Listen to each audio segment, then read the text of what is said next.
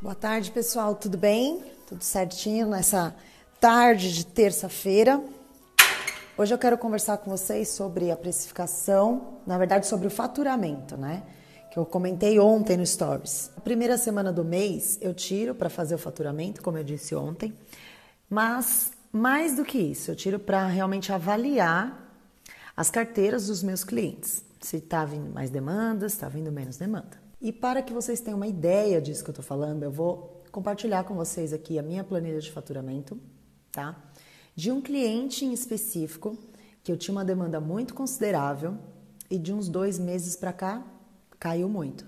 Então aqui, pessoal, só para vocês entenderem, eu coloquei os post-its aqui, onde eu coloco os nomes, né, dos clientes. Eu não posso por uma questão de sigilo, tá?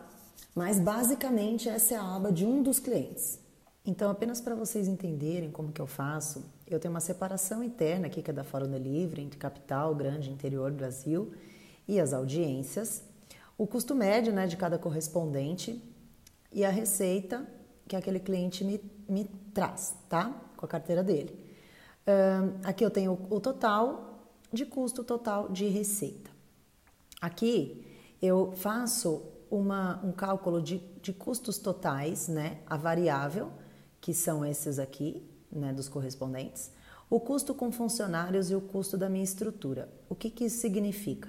Eu apontei para o meu cliente que ele, por ter uma demanda pequena, ele é responsável só por 2% do meu faturamento. Ou seja, ele é responsável por 2% do pagamento dos meus funcionários e da minha estrutura. E aí, como eu faço isso? O meu custo variável, eu somo com o custo funcionário e custo estrutura relacionado ao percentual de utilização que ele usa, e aí eu tenho o custo total. Então, veja, um cliente com um faturamento de 1.750, na verdade, eu tenho um resultado líquido disso de R$ 445,36. O ideal, né, vocês podem verificar que o que a maioria das pessoas fazem? Isso, né, a receita menos o que eu gastei, igual ao meu lucro. Mas veja, se fosse assim, na verdade, eu teria que receber, vamos ver quanto que fica aqui, menos, opa, isso, opa, deu errado aqui, a fórmula, a receita menos o meu custo, eu deveria ter como lucro 784, quando na verdade eu tenho 445, porque toda essa questão ela entra em consideração. É uma diferença pequena, porque é um cliente pequeno, de 2%, tá? Agora imaginem aqui um cliente de 80 mil, né? Isso aqui vai ter uma diferença muito, muito absurda, muito mesmo. E a diferença do que a maioria das pessoas entendem como sendo lucro e o lucro real, ela fica muito maior à medida em que o seu cliente ele tem maior participação no seu faturamento do que outros. Nesse caso, só 2%, mas eu tenho clientes aqui com 40%, então assim, é um valor muito diferenciado.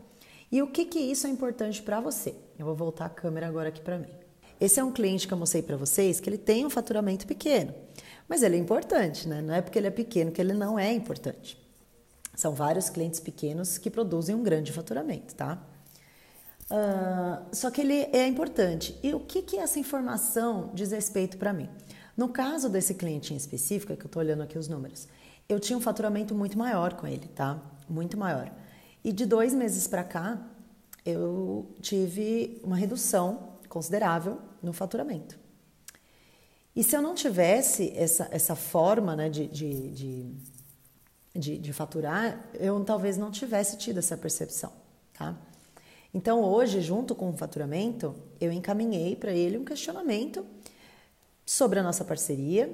Eu encaminhei para ele um levantamento das últimas contratações, dos últimos 3 meses, e questionando, né, se aconteceu algum problema com a prestação de serviço, se o problema era valor, mas que eu estava à disposição para renegociar e dentro das minhas possibilidades, que inclusive eu jogo nessa planilha aqui para verificar se realmente o valor que eles apontam, se eu consigo atender, e se eu não consigo, tudo bem.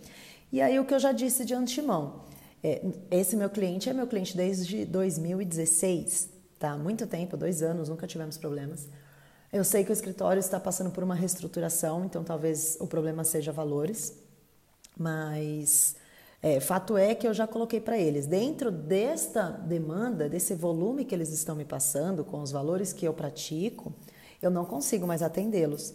Não sei se vocês lembram, está dando aqui um resultado líquido de R$445 para mim, o que não compensa a manutenção de um cliente por esse valor. Por quê? Se der algum problema em alguma audiência, algum protocolo, alguma diligência, ou se eu tiver que abarcar algum custo excepcional, que muitas vezes eu não cobro do meu cliente, ou ainda estou deixando às vezes de dar atenção a um cliente com maior potencial para um que não me dá o rendimento que eu preciso, tá?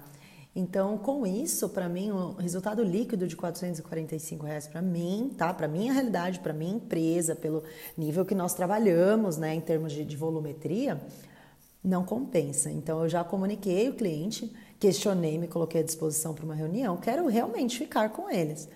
Porém, pela volumetria que agora eles estão passando, infelizmente eu não consigo mais atender já para esse mês. Então, pedi um prazo, né, uma reunião, tal, para conseguirmos ajustar, né, as expectativas, né? Às vezes é algum problema interno. Acredito que seja relacionado a valor. O que pode acontecer também? Você atende o seu cliente, chega uma pessoa nova no escritório, não sabe que você é o correspondente especial, tá? E aí começa a demandar para outros correspondentes. Isso pode acontecer. E se você não estiver ligado, você vai perder um cliente de bobeira, entende? Porque, na verdade, bastava você ter essa percepção da diminuição da demanda, que você conseguiria entrar em contato como eu fiz e reaver a carteira, tá?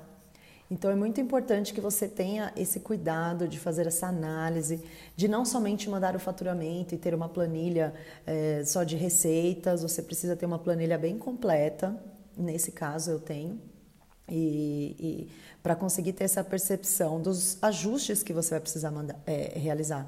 Às vezes o cliente ele perdeu alguma carteira, já aconteceu de eu pegar alguns clientes que perderam a carteira e não me comunicaram. Então eu tinha uma equipe para atender esse cliente e como eles perderam uma carteira de um cliente importante, eles tiveram que reduzir. E eu precisei reduzir também o meu quadro, né? Eu preciso trabalhar de acordo com o que o meu cliente precisa. Mas às vezes a pessoa não avisa, mas eu tenho essa percepção porque eu consigo verificar essa volumetria, né, de contratações, tá? Então, o que eu tenho para passar para vocês é isso. Se você fizer uma precificação e um faturamento de forma correta, você vai ter exatamente a ideia se vale a pena ou não ficar com determinado cliente. Nesse caso específico, eu jamais deixaria eles na mão, né? Eu apontaria alguns correspondentes que eles poderiam utilizar, se o problema realmente for valor. Agora, se o problema é alguma coisa interna da minha equipe, eu vou pedir a oportunidade de mudar, né, de fazer as devidas alterações, antes que eles troquem, né, às vezes a empresa. Acredito que não seja isso. Porém, né, eu perguntei, não custa nada a gente perguntar. E o importante que eu quero deixar marcado é isso para você. Tenha essa planilha. Saiba quem é o seu cliente, exatamente o perfil de contratante do seu cliente, para que se tiver alguma alteração, você conseguir pegar a tempo.